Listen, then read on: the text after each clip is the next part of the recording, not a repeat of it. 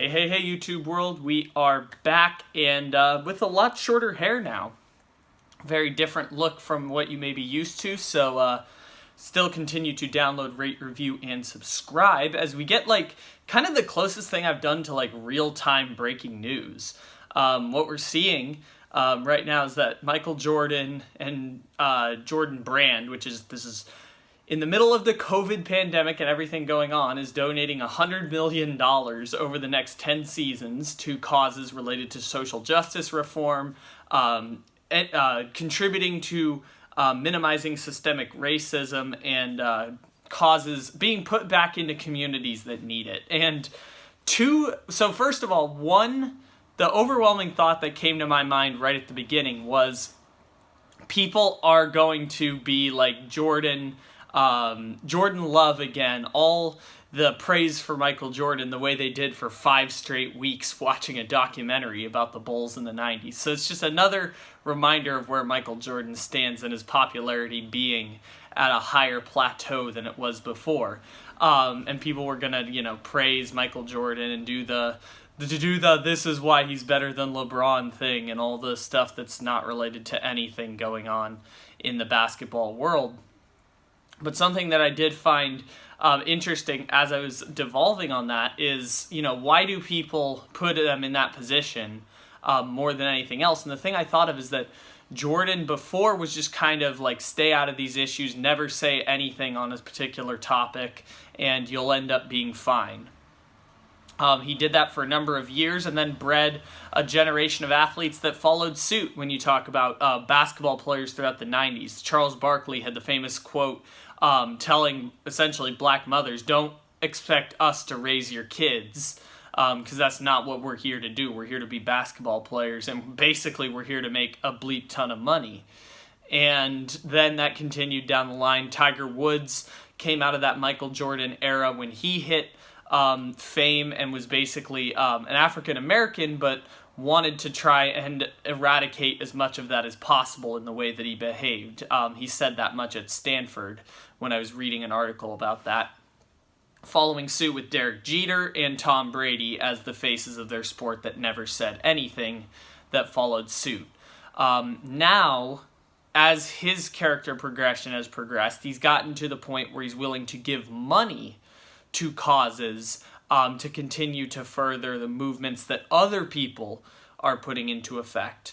And this is better than nothing, which is understandable from where we were a number of years ago with the Republicans buy sneakers too thing to where we are now, where he's willing to put the money back into the communities that essentially he sold sneakers to, which is a noble gesture. This is not a critique of anything. I'm not going to be the person who goes out and spends other people's money or critiques things he did in the past for actions that consist in the present.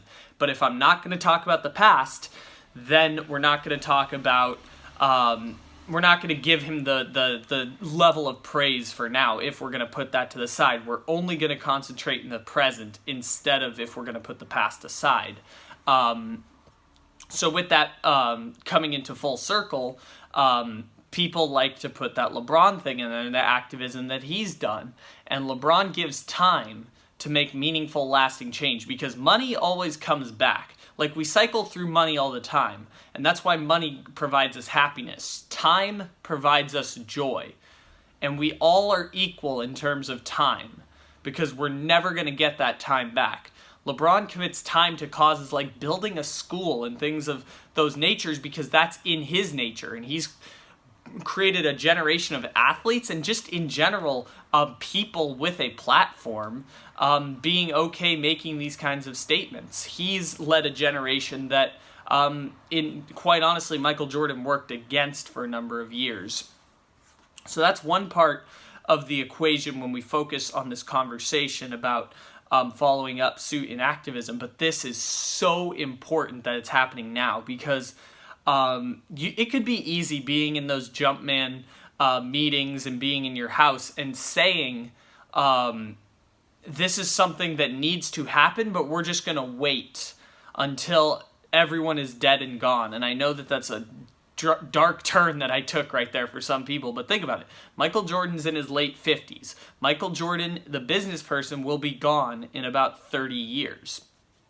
And when that's gone, he's hoping that someone will pick up the torch and carry it for him and be the activist person. I think that Michael Jordan has spoken to that over the many years, is that it's not going to be me that makes the decisions, but I just hope someone else picks up the torch and goes with it in big business. But something that has come into focus as a result is that now he's setting the precedent for others to do it.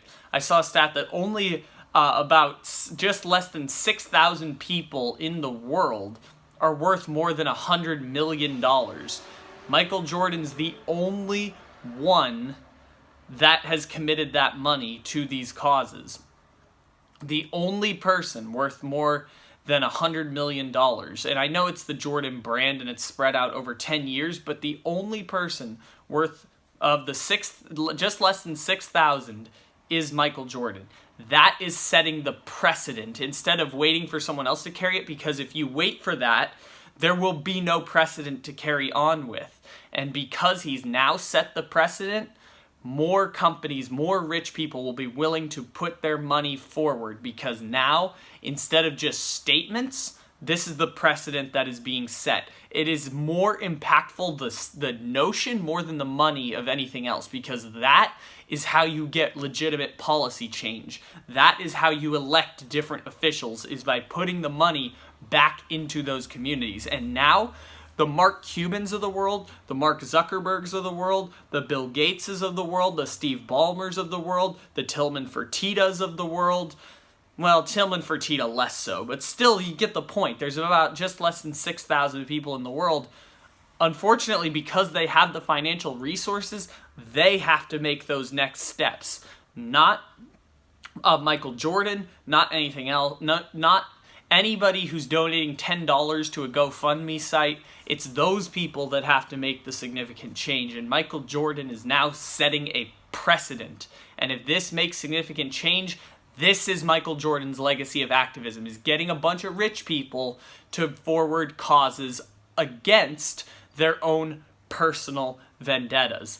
That could be a huge step in the right direction, because like I said, 0 people of the just less than 6,000 that are worth more than $100 million put in that kind of money towards these causes. And money is given to the right people and put in the right hands can make significant changes at the polls. And that is the legacy that Michael Jordan may be setting up right now, is the possibility to create legitimate social change. That is where we are headed right about now, because like I just said, he's the first. He's setting the precedent for the Mark Cubans and the Mark Zuckerbergs and the Bill Gates of the world. Michael Jordan is the first to do it with that kind of money.